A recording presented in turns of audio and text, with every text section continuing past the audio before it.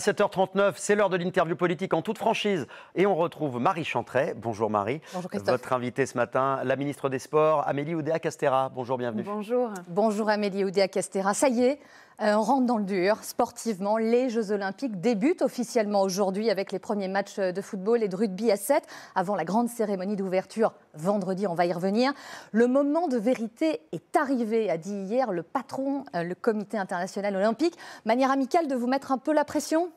De se mettre la pression collectivement. Vous savez, on se la met depuis plusieurs années.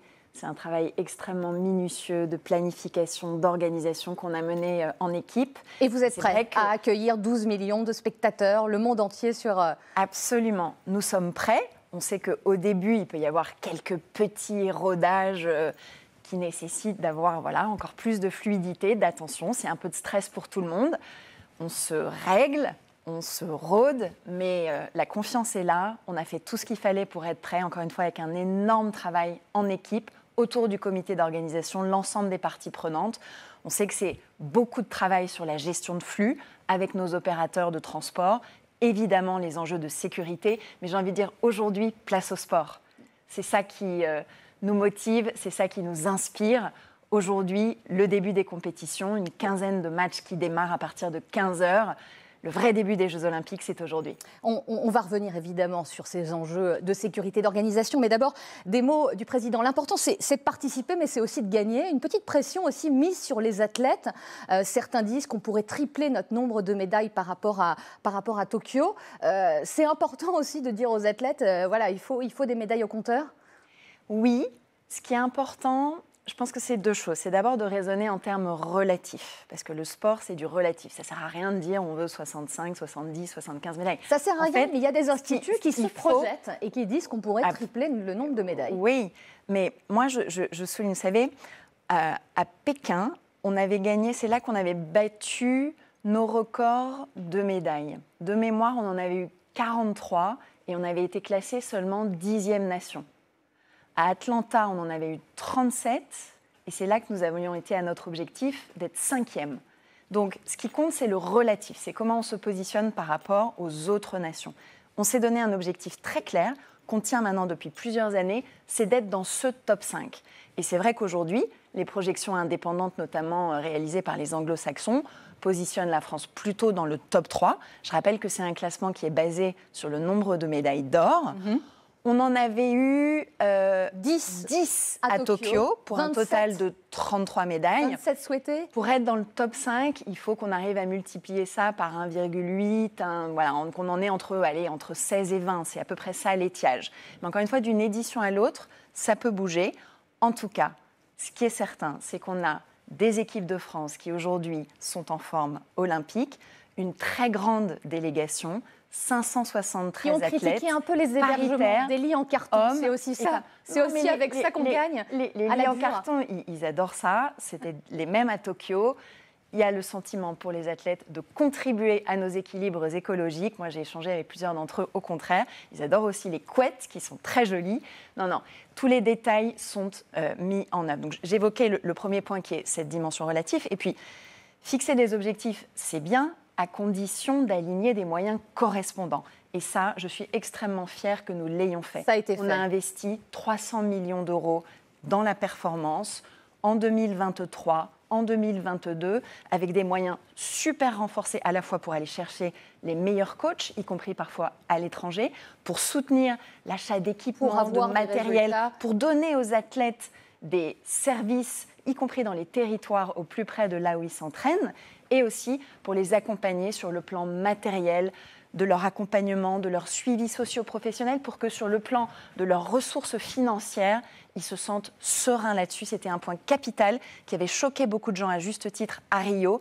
Aujourd'hui, tous nos athlètes, tous ceux qui sont suivis dans les cellules de performance sont à minima. Ils sont accompagnés financièrement. Annuel. Donc on a bien compris que l'objectif, on espère en tout cas que tout ce qui a été fait et investi permettra d'avoir des médailles. On va parler maintenant de la cérémonie d'ouverture qui a lieu évidemment vendredi soir. Et il y a un peu de questions et d'angoisse autour de cette cérémonie d'ouverture. Oui, d'abord, juste un mot rapide. Craignez-vous des grèves, des mouvements de danseurs qui pourraient s'abstenir, dénonçant pour certains leurs conditions de travail? Ça va bien se passer ?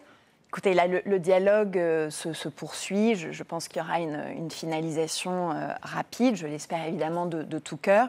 La discussion est engagée avec le syndicat des artistes interprètes. L'entreprise prestataire qui, pour le compte de Paris 2024, s'occupe de tout cela. Voilà. Cette cérémonie, ça va être un grand moment pour notre pays. Le spectacle les 3000 ça ne s'est jamais fait hors d'un stade. Danseurs et chanteurs, là, artistes et chanteurs. C'est un immense moment pour eux. Et savoir, Madame la Ministre, voilà, est-ce que Céline Dion chantera à la cérémonie d'ouverture? Emmanuel Macron a dit que ce serait une formidable nouvelle. Peut-on aller plus loin avec vous ce matin? Écoutez, bon. Vous avez vu qu'elle était à Paris. Elle est à Paris, il y a des indices quand même. Ça n'est pas un hasard. Maintenant, il y a une multitude de rôles possibles dans une cérémonie d'ouverture. Je n'irai pas plus loin dans les commentaires. Elle ne va pas forcément chanter. Attendez, c'est ce que vous nous dites. L'effet de surprise, il est capital. Donc voilà. Et Lady Gaga aussi est à Paris. De très grandes artistes.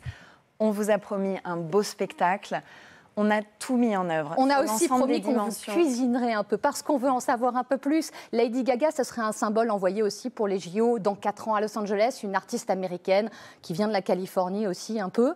C'est une cérémonie dans laquelle on veut essayer à la fois d'exprimer le meilleur de la France, mais on veut aussi avoir une dimension mondiale, porter un message qui parle aux 5 continents et avec des incarnations qui donnent énormément de bonheur. Donc vous nous confirmez 2 milliards de téléspectateurs qui vont regarder ce spectacle vendredi soir. Donc vous nous confirmez que Lady Gaga et Céline Dion, a priori, vont chanter. Je vous confirme vont participer. Nous aurons des grandes artistes pour cette cérémonie. En espérant que la météo ne vienne pas gâcher la fête, le débit de la Seine et la hauteur du fleuve sont regardés de très près. À cette heure, pas d'inquiétude particulière. Pas d'alerte, mais nous sommes extrêmement vigilants. Vous l'avez dit, on suit vraiment à la demi-journée près l'évolution de ces 2 indicateurs, la hauteur et le débit. Mais pour l'instant, les conditions sont réunies pour que tout se passe bien. Avec des acteurs aussi très présents et une ville de Paris fermée un peu à double tour, que répondez-vous notamment à ces commerçants qui dénoncent finalement le fait que ces grillages soient installés, des conditions de sécurité qui empêchent les touristes, les Parisiens d'aller au restaurant? Vous comprenez leur inquiétude, vous y répondrez? Oui, vous savez, à événement totalement exceptionnel et inédit, dispositif exceptionnel. Je crois qu'on a vraiment donné toutes les clés d'anticipation. Le préfet de police de Paris, Laurent Nunez, avait mené de très nombreuses consultations publiques avec tous les acteurs semblent être du secteur surpris de ces hôtel, conséquences malgré café, tout. restaurant. Beaucoup d'ailleurs de personnes ont rempli les différents QR codes mais ne les utilisent pas. Maintenant qu'ils ont fait les démarches, il faut qu'ils aient en tête qu'ils peuvent aller dans ces zones puisqu'ils y ont été autorisés. Et puis je rappelle que pour nos commerçants, il y a de toute façon une commission d'indemnisation qui a été mise en place de manière à répondre s'il y a un préjudice tout à fait spécial et anormal sur leur chiffre d'affaires. Et ce que je veux ajouter, c'est que si ces JO se passent bien, si nous envoyons au monde ce message d'ouverture, d'audace. C'est excellent pour notre attractivité. Et vous espérez qu'il y a des retombées économiques importantes. Mais pas tout de suite, pas forcément tout de suite. Le président de l'UMI l'évoquait l'autre jour. Les retombées viendront et ce sera bon pour l'ensemble des acteurs. Donc, confiance. On arrive quasiment à la fin de cet entretien. Vous avez des journées ultra chargées. Quand vous quittez le studio, vous allez voir le CIO pour parler de 2030, des JO dans les Alpes, déjà 2030.